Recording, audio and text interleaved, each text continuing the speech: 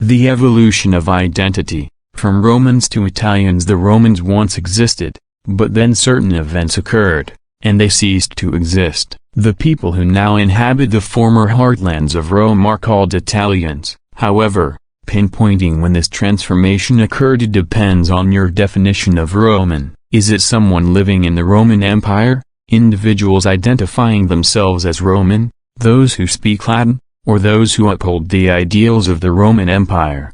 If we consider it as living in the Roman Empire, then for those in what is now Italy, this transition happened around 476 AD when the Roman Empire essentially came to an end. Despite being part of the new Kingdom of Italy, they still maintained a Roman Senate that spoke Latin and were officially a client state of the remaining Roman Empire in the East. Many in this region still considered themselves Romans, and Italy's new ruler, Odoacer, referred to himself as the king of both Romans and Goths. His successors continued to use similar terminology. However, this changed when Emperor Justinian and his general Belisarius retook Italy on behalf of Constantinople. They held on to it briefly before the Lombards arrived, conquering a significant portion of Italy. The Eastern Roman Empire retained control over some lands, initiating long-lasting political divisions on the Italian peninsula. In the territories ruled by the Lombards,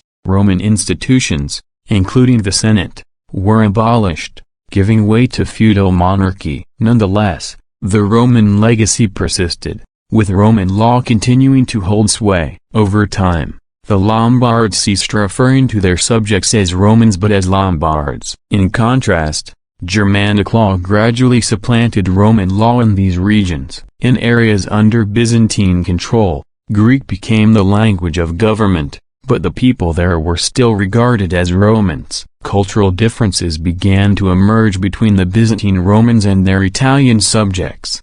When the Franks conquered most of the peninsula in the 8th century, outsiders generally did not consider the people living there to be Romans. Latin remained the primary language, evolving into medieval Italian over the next 4 centuries. So, when did the people in Italy become Italians? Regional identities based on political divisions, such as Venetians, Florentines, Neapolitans, and Romans, persisted.